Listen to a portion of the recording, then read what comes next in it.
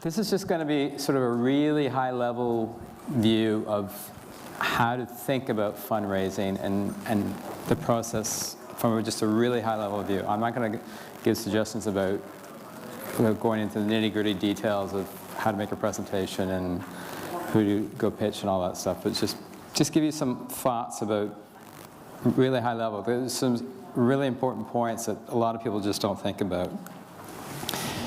The number one is, what's your story? You as an individual.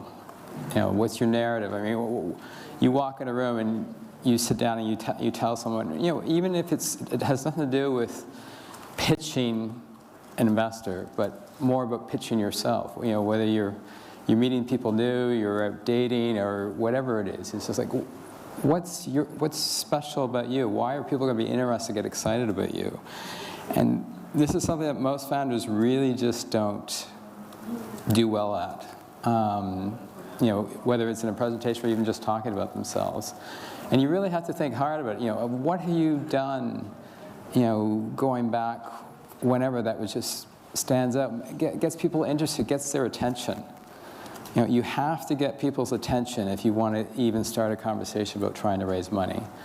Because the number of people that go in and just pitching straight for 10 minutes and don't take a breather, you've just lost that investor, because they're like, okay, I need to sort of take this in about what this person is saying. And just think, you really need to sort of think about that and get it right, so in a concise manner. What's the vision of the business? This is important. So it's what are you trying to do? I mean, are you trying to be, I used to hear a lot, I want to be we're going to build the next Supercell. We're going to build the next Clash of Clans and blah, blah, blah, and all that stuff. And it's like, okay, well, that's interesting, but that's not really special. Copies and clones and that, there's loads of people out there like that, but who cares? If you want to do something different, you think about what the founders of Unity did, when their whole vision of, they were going to democratize game development.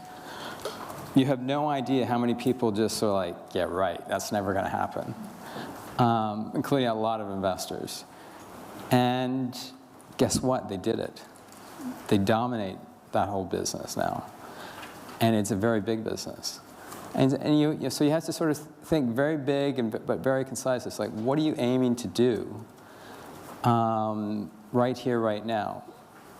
And keep in mind is how every business starts. It's not how every business ends up. So yeah, there could be pivots along the way.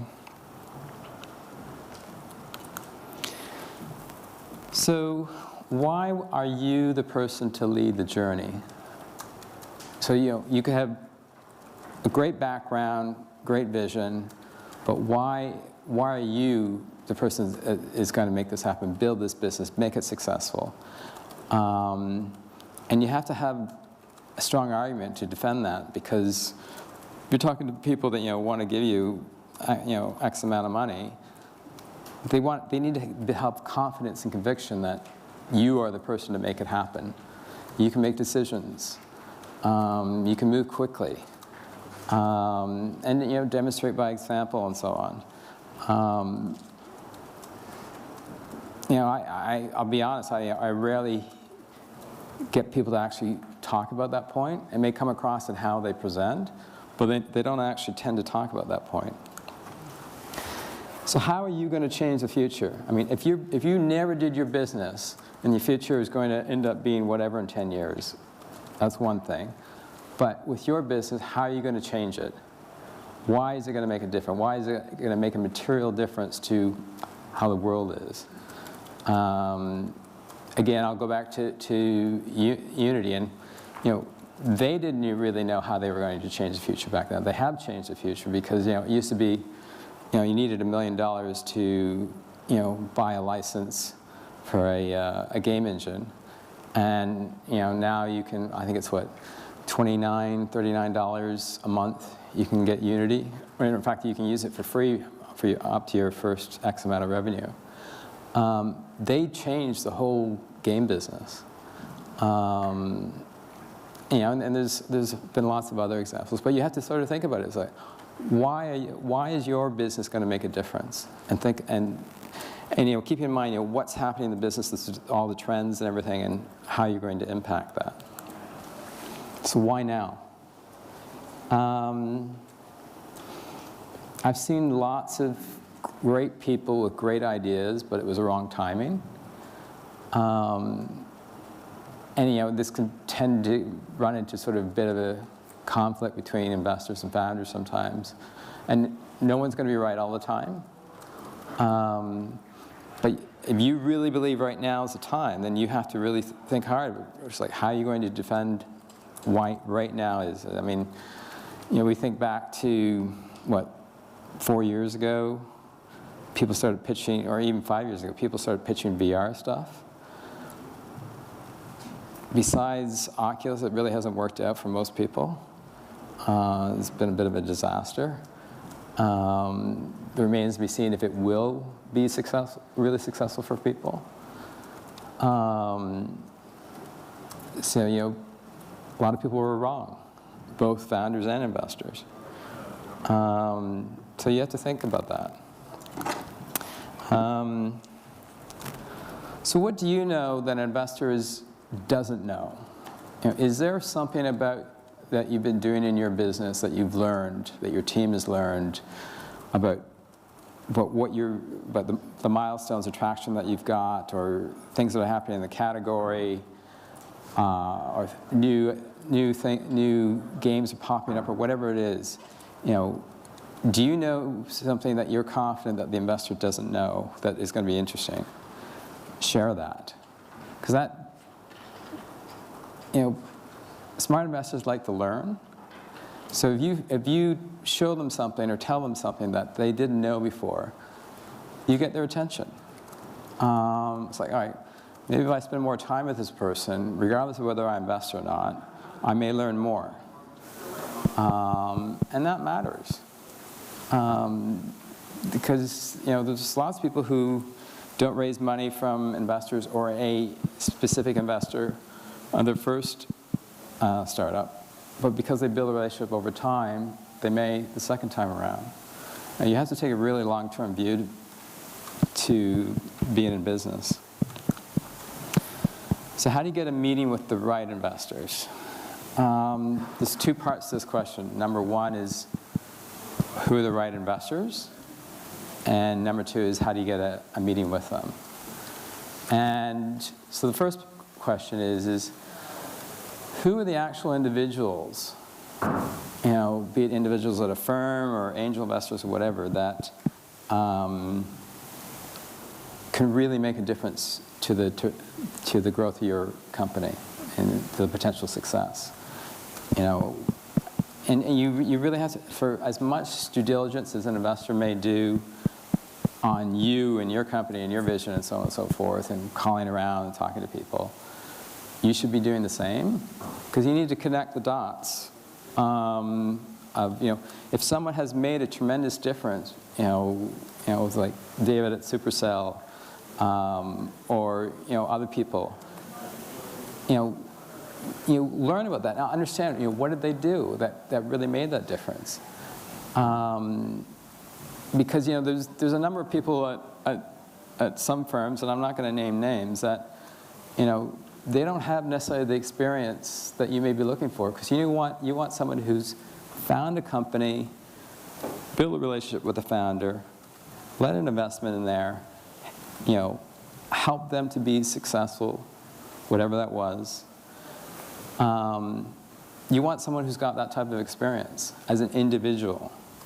You know, don't be glamorified by, you know, big brand name of an investor. Get excited about the individual, because that's the person who will make the difference. And then, so you've identified a few investors that you want to get in front of. Speak to other founders that have raised money. It's the number one best way to get in front of investors, particularly those other founders that do not send like 5 to 10 founders a week to their investors, because investors just go, wait a second, you're just sending me loads of crap here. So that's probably the best. There's other ways, whether it's your own network, but please don't do what some people do and just make a list of 500 investors and just email blast all of them, because it just gets nowhere. It's just like, really? I don't think so. Find common ground to connect. It's so easy on the internet these days just to sort of, learn a bit more about an investor, whether they've spoken at something, they've written something, there's something online that they're into marathon running, or they're into sailing, or this or that. Find something that ideally you can share in common with them, that you can sort of maybe start the conversation with, or even in the conversation with. Because you're building relationships here, and it's people skills.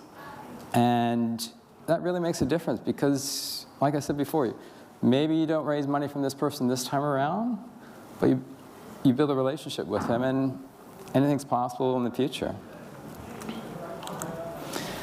Always ask for what you want. Honestly, most people don't ask, whether it's in the first email they get, or the presentation they send, or the meeting that they have. They don't actually ask what they want. So if you're raising money, then say, I'm raising money for this, I'm raising X amount, and I'm going to need to do this with it. And don't be afraid to ask.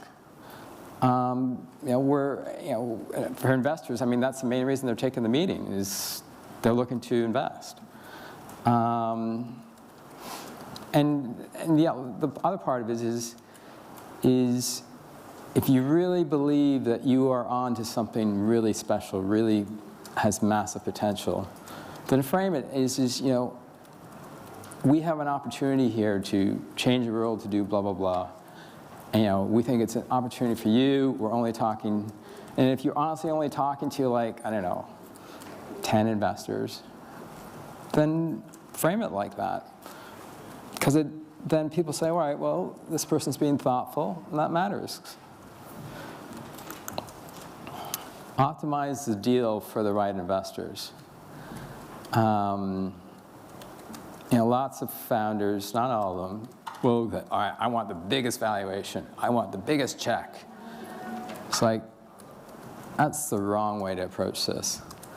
Going back to what I was saying earlier about trying to find the right individuals, is if you go at that point where you're having sort of deal discussions and potential term sheet discussions, try and understand what's really important. So if someone sent you a term sheet, you've got some issues in there, then talk to them. It's like, all right, what's really important to you that you don't really want to change? Or what are you open to negotiation on?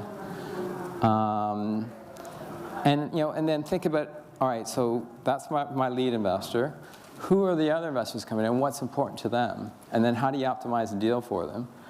I've angel invested in a number of companies, and a lot of VCs will send term sheets to people, and founders will sign them, that says, all right, there's special rights just for what they call major investors, people who are writing a check for 250, 500, $1 million or more. That they get preemption rights, which is the right to invest in future rounds, or they get information rights, and blah, blah, blah. That's a bad way to start if you're trying to bring in a really smart angel investor who's done a lot of investing before. It's like, why should they not have the same rights as all the other investors?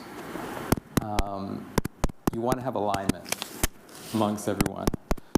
That's the best way to start. And close the deal. A number of companies will go and, I'm just about done,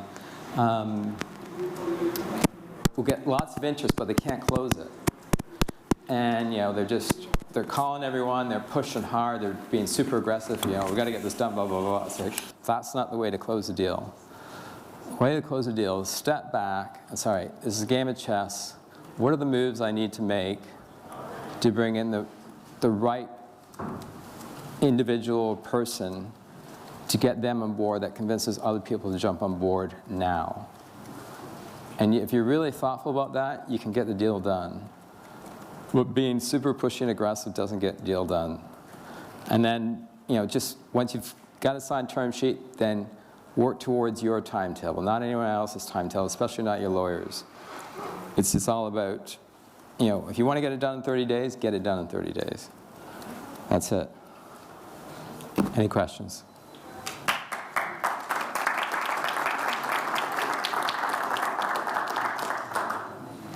Questions, ladies and gentlemen?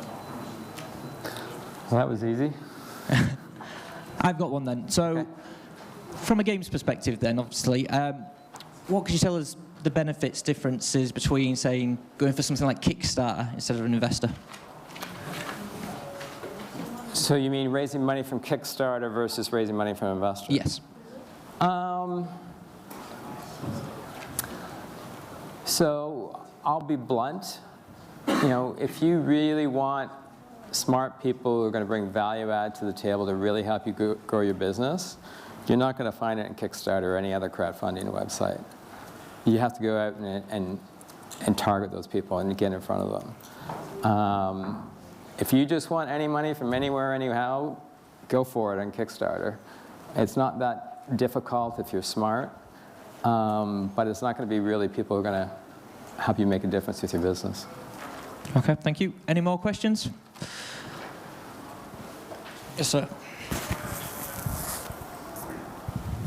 Thank you for this presentation. First, I'm coming from Turkey, representing an association which is around 200 members, Turkish companies, mostly small-sized, middle-sized, and big-sized studios, also publishers. What is your vision in terms of investing foreign countries in the game industry? Did you do it before? And no. Well, I haven't invested in Turkey or Eastern Europe, but I've invested in lots of other countries. But I think that the way to think about it is